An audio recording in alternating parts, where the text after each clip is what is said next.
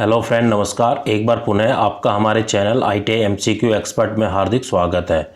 आज हम डिस्कस करेंगे ITI के trade attendant operator chemical plant second year का प्रीवियस ईयर क्वेश्चन पेपर। इस ट्रेड के दूसरे नाम और भी हैं, जैसे फर्स्ट नेम है अटेंडेंट ऑपरेटर केमिकल प्लांट, या दूसरा है असिस्टेंट ऑपरेटर केमिकल प्लांट, तीसरा लेबोरेटरी असिस्टेंट केमिकल प्लांट, या चौथा लेबोरेटरी टेक्नीशियन केमिकल प्लांट। ये जो चारों ट्रेड हैं ये कुल मिला के एक जैसे ही ट्रेड है, या एक की ट्रेड के ही मल्टीपल नेम्स हैं। इसके अलावा इस ट्रेड में ट्रेड थ्योरी के 44 questions, workshop calculation and science के 6 क्वेश्चंस और एम्प्लॉयबिलिटी स्किल्स के 25 क्वेश्चंस ITI के CBT एग्ज़ाम में क्वेश्चंस पूछे जाते हैं। तो साथियों, आपके जो टोटल एग्ज़ाम में 75 क्वेश्चंस पूछे जाएंगे तथा प्रत्येक क्वेश्चन 2 अंक या 2 मार्क्स का रहेगा। तो आपके 150 नंबर में से आपके एग्ज़ाम में क्वेश्चंस पूछे जाएंगे तथा प्रत्येक क्वेश्चन 2 अंक का होगा। और इसके अलावा अगर आप इस ट्रेड से रिलेटेड किसी अन्य कंपटीशन एग्ज़ाम की तैयारी कर रहे हैं तो भी यह क्वेश्चन पेपर या प्रीवियस ईयर क्वेश्चन पेपर आपके लिए काफ़ी हेल्पफुल है, क्योंकि ट्रेड थ्योरी को चाहे बुक से आपने कितनी बारी क्यों ना पढ़ लिया हो, लेकिन जब तक आप MCQ क्वेश्चंस या प्रीवियस ईयर क्वेश्चन नहीं लगा लेते हैं तब तक आपको यह आइडिया नहीं लगता है कि एग्ज़ाम में कैसे और किस तरीके से क्वेश्चंस पूछे जाते हैं। इस क्वेश्चन पेपर को देखने के बाद आपको आइडिया लग जाएगा कि आप अपनी जो आगामी परीक्षा है इसके हिसाब से आप उनकी तैयारी कर सकते हैं। तथा साथियों, अगर आप पहली बार मेरे चैनल पे आए या आपने अभी तक मेरे चैनल को सब्सक्राइब नहीं किया तो प्लीज़ सब्सक्राइब करें तथा बेल आइकन पर क्लिक कर नोटिफिकेशन को ऑन करें, ताकि जब भी मैं कोई नया वीडियो डालूं तो नोटिफिकेशन आप तक जल्द से जल्द पहुंच जाए। तो चलिए बिना किसी देरी के आज की वीडियो को शुरू करते हैं। तो आज का हमारा फर्स्ट क्वेश्चन है, what is the SI unit of evaporation. वाष्पीकरण की SI इकाई क्या है? तो SI unit of evaporation is metre per second. तो right answer is option A 3। Next question is, what is the purpose of multiple effect evaporator. कई प्रभाव वाष्पीकरण का उद्देश्य क्या है? तो फॉर द स्ट्रीम इकोनॉमी या भाप अर्थव्यवस्था के लिए। The stream economy is the main purpose of multiple effect evaporator. तो right answer is option A 1।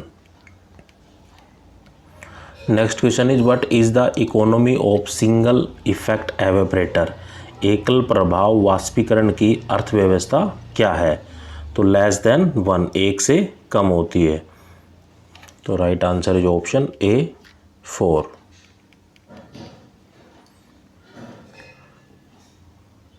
Next question is, where is the multiple effect evaporator use. जहाँ कई प्रभाव वाष्पीकरणकर्ता इस्तेमाल किया जाता है। तो multiple effect evaporator use at in the large scale and continuous operation. बड़े पैमाने पर और निरंतर संचालन में हम मल्टीपल इफेक्ट एवेपरेटर का उपयोग करते हैं। Right answer is option A 1। Next question is, how many category of multiple effect evaporator available. एकाधिक प्रभाव वाष्पीकरणकर्ता की कितनी श्रेणियां उपलब्ध है? तो ये जो श्रेणियां उपलब्ध होती है कैटेगरी में होती, कितनी कैटेगरी में होती है? 4 कैटेगरी में। तो right answer is option A 2।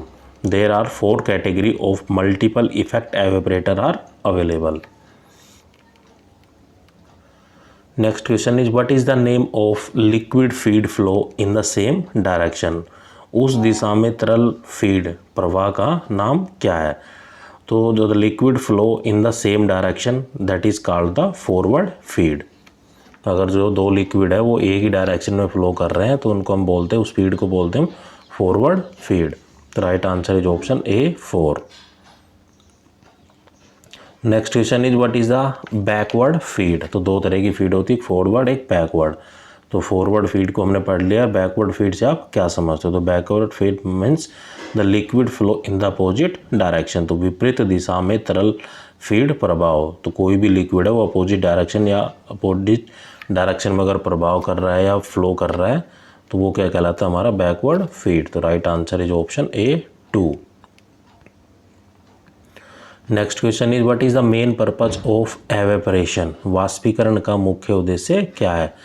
वाष्पीकरण का जो मुख्य उद्देश्य होता है वो होता है टू कंसंट्रेट द सॉल्यूशन, समाधान पर ध्यान केंद्रित करने के लिए is the main purpose of evaporation. Right answer is option A1। Next question is what is the purpose of using the double pipe heat exchanger. Double pipe heat exchanger का उपयोग करने का जो उद्देश्य है वो क्या है। For the small heat transfer area required, छोटे उष्मा स्थानांतरण क्षेत्र की आवश्यकता होती है by the using the double pipe heat exchanger. तो right answer is option A2। Next question is which of the following is the concept of distillation. निम्नलिखित में से कौन सा आसवन की अवधारणा है। तो difference in the boiling point is the main concept of the distillation, क्वथनांक में अंतर ही आसवन की अवधारणा है। तो right answer is option A1। Next question is what is the temperature of liquid that boils और वेपोराइज। जो तरल पदार्थ उबलता है या वाष्पित होता है उसका तापमान कितना होता है। तो जो तरल पदार्थ उबलता है या वाष्पित होता है जैसे बॉयलिंग या वेपराइजेशन होता है तो वो जो तापमान कहलाता है वो कहलाता है हमारा बॉइलिंग पॉइंट। तो right answer is option A3। जैसे हम किसी वाटर को बॉयल करते हैं तो उसमें जो भाप निकलना जो शुरू हो जाती है जिस टेम्परेचर पे, उस टेम्परेचर को हम बोलते हैं boiling point. Next question is how many available in distillation. आसवन में कितने चर होते हैं या कितने वेरिएबल्स होते हैं डिस्टिलेशंस में। ये होते हैं there are 4 variables in the distillation. तो right answer is option A4। Next question is which of the following is variable in distillation. निम्नलिखित में से कौन सा एक आसवन में परिवर्तनशील है। तो जो प्रेशर होता है एक वेरिएबल है किसका, एक डिस्टिलेशन का। Right answer is option A2।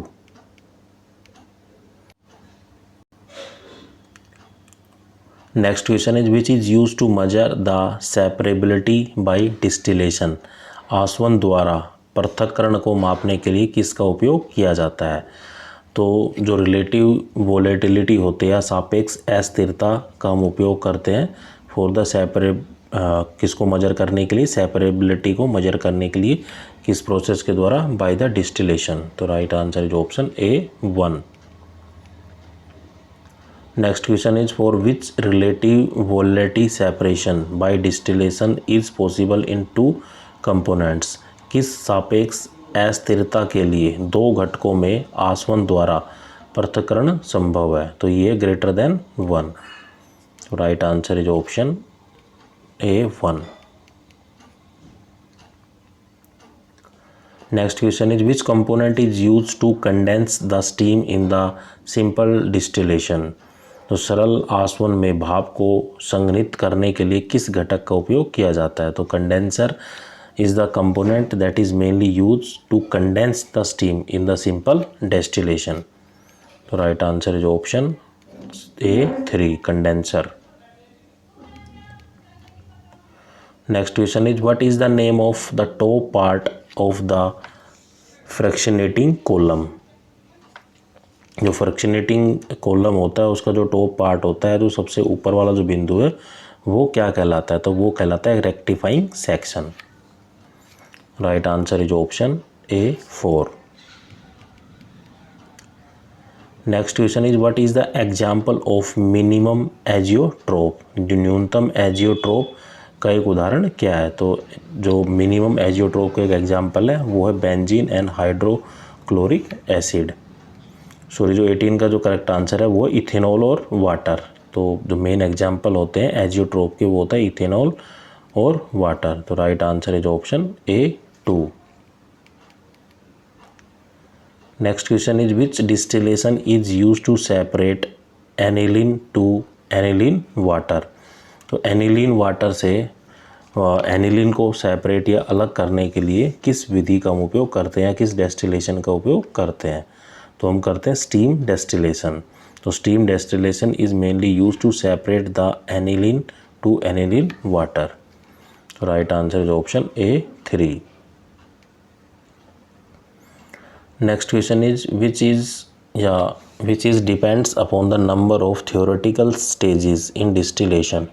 कौन सा आसवन में सैद्धांतिक चरणों की संख्या पर निर्भर करता है. तो ये निर्भर करता है हमारा जो रिफ्लेक्स रेशियो है वो डिपेंड करता है number of theoretical stages in the distillation. Reflux ratio. Right answer is option A 2. Next question is which equipment use to collect the distillation water. आसूत जल को इकट्ठा करने के लिए कौन से उपकरण का उपयोग किया जाता है. तो जो इक्विपमेंट यूज करते हैं वो करते हैं हम कलेक्शन फ्लैस्क. तो collection flask is the component that is use to collect the distillation water. Right answer is option A 4. संग्रह flask.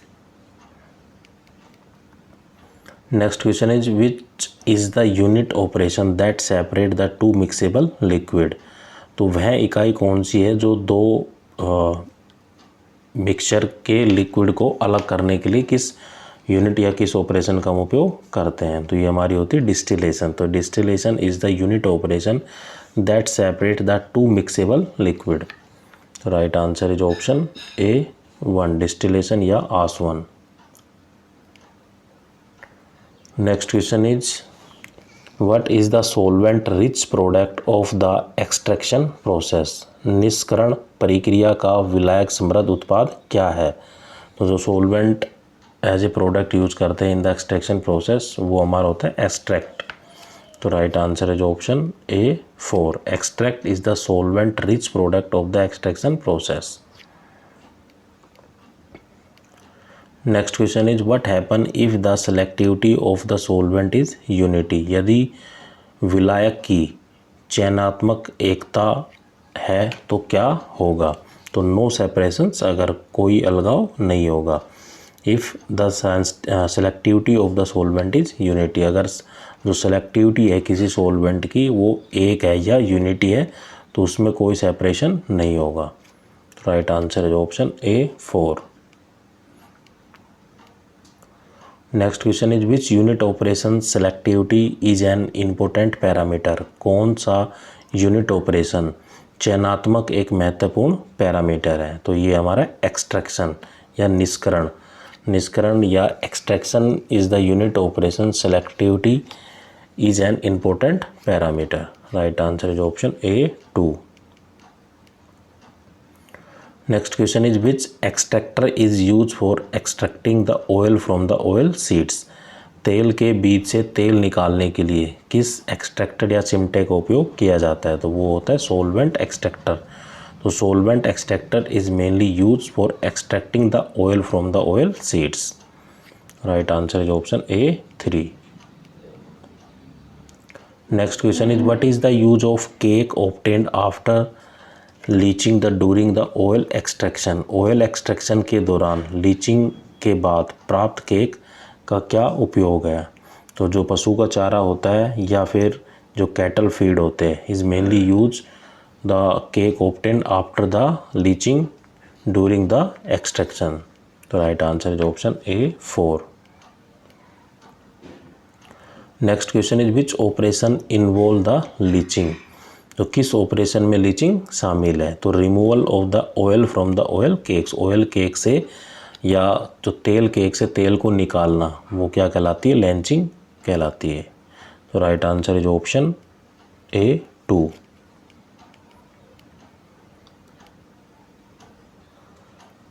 Next question is what is use for leaching of sugar from the sugar beets. Sugar beet से leaching के लिए क्या प्रयोग किया जाता है.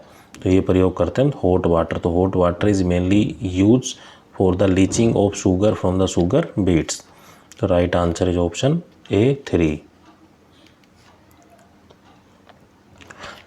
Next question is which is use for the liquid dispersion in continuous gas phase.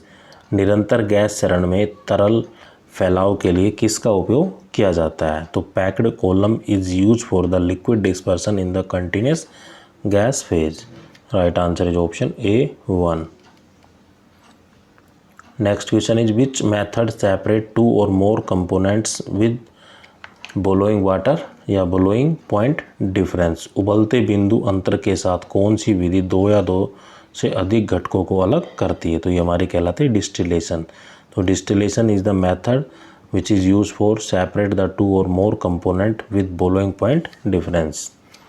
अगर दो ऐसे कंपोनेंट है जिसका बोलोइंग पॉइंट अलग अलग है, दो लिक्विड है, तो उनको भी हम सेपरेट कर सकते हैं। किस प्रोसेस के द्वारा? डिस्टिलेशन के द्वारा या आसवन के द्वारा।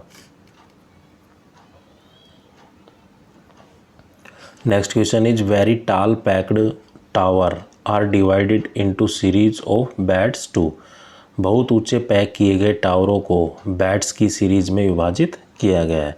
तो अवॉइड द चैनलिंग, चैनलिंग करने से बचे। Right answer is option A 2। Next question is where is the condenser is kept in distillation column. संगणक को आसवन स्तंभ में कहाँ रखा जाता है? तो ये रखा जाता है टॉप ऑफ द कॉलम, स्तंभ के ऊपर। तो right answer is option A 1। Distillation column में कंडेंसर को जो कॉलम होता है उसके ऊपर रखा जाता है।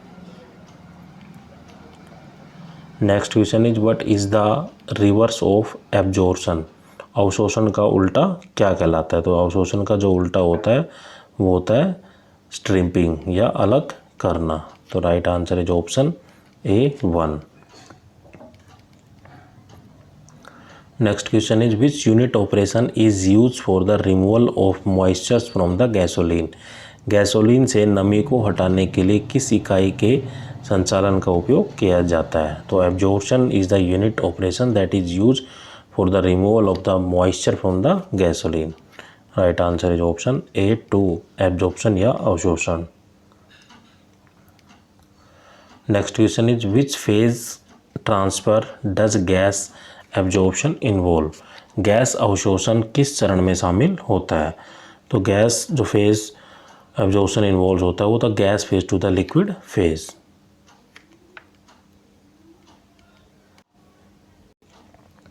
गैस फेज को लिक्विड फेज में बदलने के लिए हम क्या यूज करते हैं? गैस एब्जॉर्प्शन यूज करते हैं। Right answer is option A 2।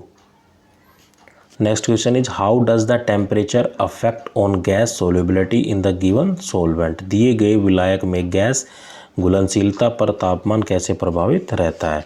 The solubility of the gas decrease with increase in the temperature. तापमान में वृद्धि के साथ गैस की जो घुलनशीलता है वो कम हो जाती है। तो ये उसके ऊपर इफेक्ट पड़ता है जब भी हम टेम्परेचर को बढ़ाते हैं। तो right answer is option A 1। Next question is which column is use in gas absorption process. Gas अवशोषण प्रक्रिया में किस स्तंभ का उपयोग किया जाता है? तो गैस अवशोषण प्रक्रिया में हम पैक्ड स्तंभ का उपयोग करते हैं या पैक्ड कॉलम का उपयोग करते हैं। Right answer is option A 4।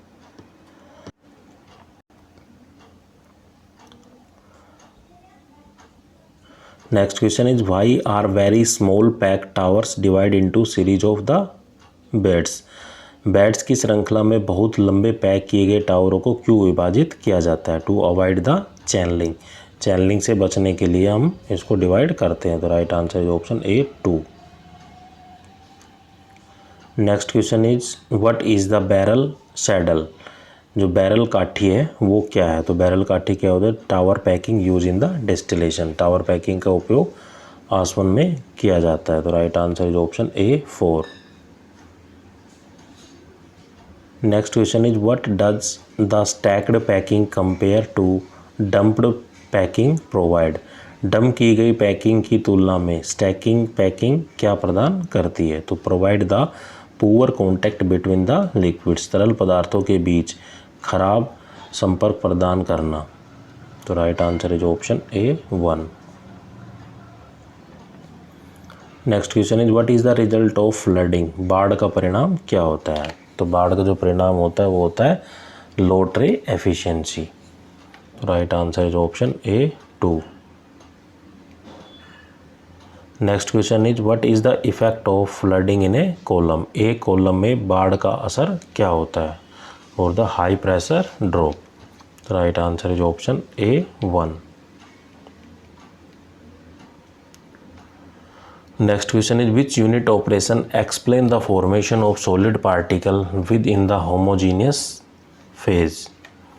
कौन सी इकाई ऑपरेशन सजातीय चरण के भीतर ठोस कणों के गठन की व्याख्या करती है।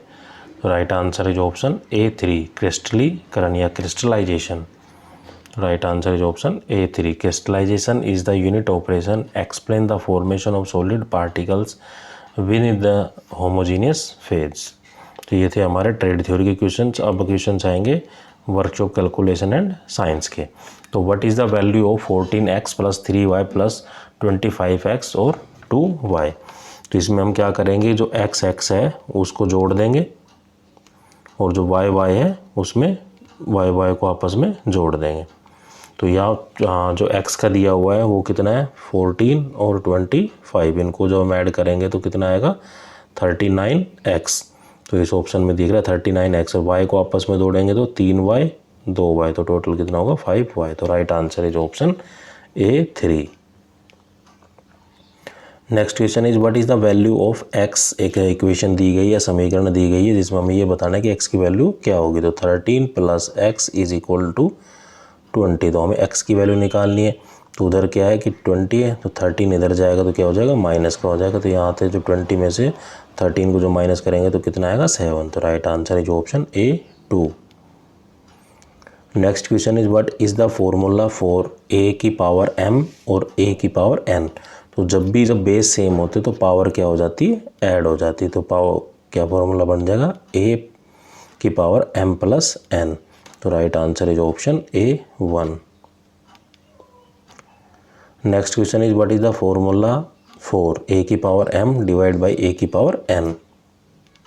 तो a⁴m, तो जब a⁴n ऊपर जाएगा तो क्या हो जाएगा a⁻−n। तो बेस क्या है सेम है तो पावर क्या हो जाती है ऐड हो जाती है m + -n। तो ये आ जाएगा a⁻m−n। तो right answer is option A2 a⁻m−n। Next question is what is the value of a1/a⁴m। तो इसका जो होगा, क्योंकि कोई भी जब चीज़ ऊपर जाती है तो क्या हो जाती है माइनस में हो जाती है, तो a⁻−m। तो right answer is option A2। Next question is what is the equal to a⁴m और उसकी पावर n। तो पावर की पावर आपस में क्या हो जाती है मल्टीप्लाई हो जाती है, तो a⁴mn। तो right answer is option A4। तो ये जो क्वेश्चन थे ये थे वर्कशॉप कैलकुलेशन एंड साइंस के। अब जो क्वेश्चन आएंगे वो आएंगे एम्प्लॉयबिलिटी स्किल्स के। Complete the sentence with suitable describing word. It is a dash neighbourhood one need not fear. तो इसका जो राइट आंसर होगा वो होगा it is a safe neighbourhood. तो right answer is option A3।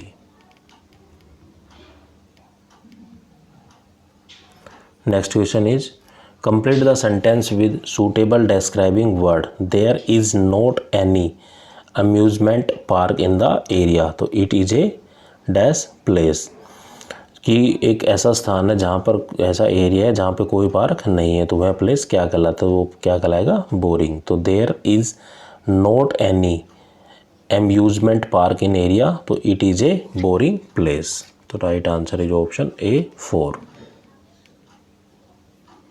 Next question is complete the sentence with suitable describing word. There is a factor या there is a factory in the area the air is. तो ऐसा area जहाँ पे factory है तो वहाँ की air कैसी होगी पोल्यूटेड होगी। जैसा कि आप गुड़गांव गाजियाबाद दिल्ली का जो हाल देखते हैं, वहाँ पे क्या इंडस्ट्री ज़्यादा है फैक्ट्री ज़्यादा है, तो वहाँ की जो एयर होती है वो क्या होती है पोल्यूटेड होती है, मतलब पोल्यूशन की मात्रा बहुत अधिक पाई जाती है। Next question is complete the sentence with suitable describing word. There is a water scarcity in the locality then area is. क्या होगा, तो ऐसा एरिया है जहाँ पे पानी की कमी है, तो that area is called dry, सूखा होगा। जैसे राजस्थान में कहीं कुछ एरिया ऐसा है जहाँ पे पानी नहीं पाया जाता है, स्कैरसिटी होता है पानी की कमी का होना। तो there is a water scarcity in a locality then area is called dry, उस एरिया को सूखा घोषित किया जाता है। Next question is complete the sentence with suitable describing word. The transportation to some rural areas is difficult as the road are. जो transportation होता है रूरल एरिया में, गांव के रोड मतलब ऐसा है कि हो सकता है कि एक रोड कैसे हो, तो जो अनइवन रोड होते हैं मतलब ऊंचे नीचे रोड होते हैं रूरल एरिया में, तो उसमें जो ट्रांसपोर्टेशन करते हैं हम, जब भी व्हीकल को उसके ऊपर चलाया जाता है तो उनको रोड के ऊपर जो व्हीकल चलाना बहुत ही डिफ़िकल्ट होता है। क्यों होता है? क्योंकि जो रोड है वो ऊंचा नीचा है या अनइवन है। तो the transportation to some rural area is difficult as the road are uneven. तो right answer is option A4, uneven है, ऊंचे नीचे है। Next question is what help us to maintain the balance between mental and physical activities. तो क्या चीज़ हमारी help करती है हमारी मेंटल और फिजिकल एक्टिविटी को बैलेंस रखने के लिए? तो वो होती है हमारी हॉबीज़। तो hobbies is mainly you help to maintain the balance between the mental and the physical activity. तो right answer is option A1। Next question is when you meet the instructor inside और outside the ITI it is A। तो जब भी हम अपने जो ITI में जो टीचर होते हैं उनको हम इंस्ट्रक्टर बोलते हैं। तो जब भी आपको कोई इंस्ट्रक्टर है, चाहे वो ITI में मिले या ITI के बाहर मिले, तो वो क्या कहलाता है? तो वो कहलाता है ऑलवेज फॉर्मल। तो हमें क्या रहना चाहिए? हमेशा फॉर्मल रहना चाहिए, आराम से उसको रेस्पेक्ट दे, आराम से उस बातें करें, जो भी बात हो केवल टेक्निकल बातें ही हो, ITI से रिलेटेड ही हो। Right answer is option A1। Next question is role models dash people to follow them. तो role models inspire the people to follow them. जो हमारे लिए कौन आइडियल है, कौन हम किसको अपना मॉडल मानते हैं तो उसको फॉलो हम करते हैं, उसको इंस्पायर होते हैं। जो वो काम करता है कि ये कैसे कर रहा है तो उस पर हम सीखते हैं कुछ और उसको फॉलो करते हैं। तो role models inspire the people to follow them. Right answer is option A3। Next question is the spoken communication is usually not only dash but also. The spoken communication is usually not only the verbal but also the non verbal. तो right answer is option A2। Next question is the immediate surrounding to the place you live in is called. तो ये कहलाता है हमारा neighbourhood. तो जो हमारे आसपास जो रहते हैं इमीडिएट सराउंडिंग, तो उस लोगों को हम क्या बोलते हैं? नेबरहुड बोलते हैं। तो immediate surrounding to the place you live in is called neighbourhood. तो हम अपने पड़ोसी जो हमारे आसपास रह रहे हैं हमारे सराउंडिंग में, तो उसको हम बोलते हैं नेबरहुड या पड़ोसी। Next question is the condition in a place that affect the behaviour and development of somebody और समथिंग इज कॉल्ड। उसको हम बोलते हैं environment. The condition is a place that affect the behaviour and development of somebody और something is called the environment. Correct answer is option A2। Next question is what kind of person are with very good behaviour achievements and lead to an example. तो इस तरह को हम बोलते हैं role model. तो role model क्या होता है कि जैसा एक हम किसी दूसरे से सीखते हैं उसके बिहेवियर कैसा है, उसने क्या अचीव किया है, खेल में अचीव किया हो या पढ़ाई में अचीव किया हो, तो उसको हम अपना रोल मॉडल मानने लग जाते हैं उससे इंस्पायर होकर। तो right answer is option A3। Next question is there is a coffee shop dash in the park. तो देयर इज ए, इसमें आएगा there is a coffee shop next to the park. तो एक कॉफ़ी की दुकान है पार्क से आगे। तो right answer is option A2। Next question is the rain water harvesting dash to prevent the water scarcity. तो rain water harvesting helps to prevent the water scarcity. Rain water harvesting होता है कि जो बरसात के पानी को हम जमा कर लेते हैं कहीं गड्ढा खोद कर, तो जब भी हमें पानी की आवश्यकता होती है, स्कैरेसिटी होती है, पानी की कमी होती है, तो हम वहाँ यूज़ कर लेते हैं या यूज़ करने में हमारी सहायता करता है। तो rain water harvesting helps to prevent the water scarcity. तो right answer is option A4। Next question is identify the opposite clean x dash healthy x. तो इसका जो होगा क्लीन डर्टी हेल्दी अनहेल्दी, मतलब अपोजिट वर्ड पूछ रहा है। Clean साफ होता है, डर्टी गंदा होता है, हेल्दी स्वस्थ होता है, अनहेल्दी अस्वस्थ होता है। तो right answer is option A 4। Next question is which one is not an adventure. तो इनमें से कौन सा एक एडवेंचर नहीं है। एडवेंचर होता है जैसे कि हम पहाड़ों के ऊपर चढ़ रहे हैं, बर्फ़ के ऊपर चल रहे हैं, ट्रैकिंग कर रहे हैं। तो लेकिन जो ड्राइविंग है वो एक एडवेंचर नहीं है। तो right answer is option A 4। Next question is the travelling in the sea is called. तो जब भी हम समुंदर के अंदर ट्रैवलिंग करते तो वो क्या कहलाती है। तो वो कहलाती है वॉयेज। तो right answer is option A 1। Next question is there is many dos and do not to be dash while preparing for attending and dash. तो there are many do and do nots to be identified while preparing for attending an interview. तो जब भी हम कोई interview देने जाते हैं तो हमें इंटरव्यू के दौरान क्या करना है और क्या नहीं करना है ये हम पहले से ही प्रिपेयर करते हैं। तो right answer is option A 4। उनको आइडेंटिफाई करते हैं कि क्या कमी है और इसको इम्प्रूव करते हैं। Next question is dash always dash your mobile phone dash silent mode. तो always keep your mobile phone in the silent mode. तो right answer is option A 3।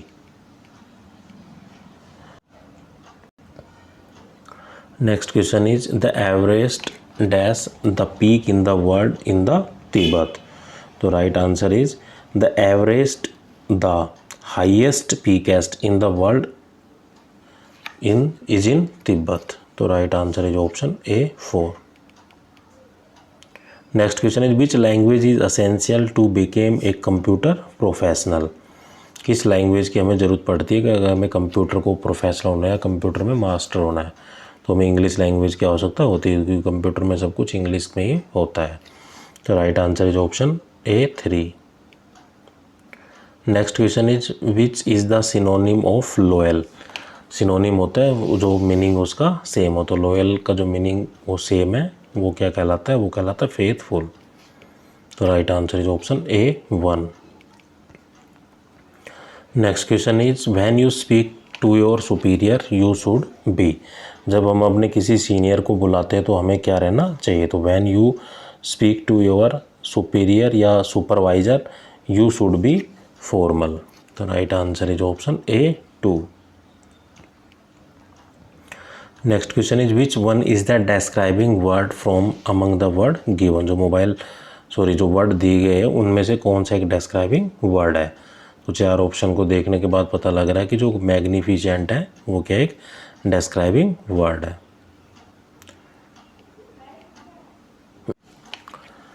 Dash a sentence is a sentence that express a direct command invitation warning और instruction.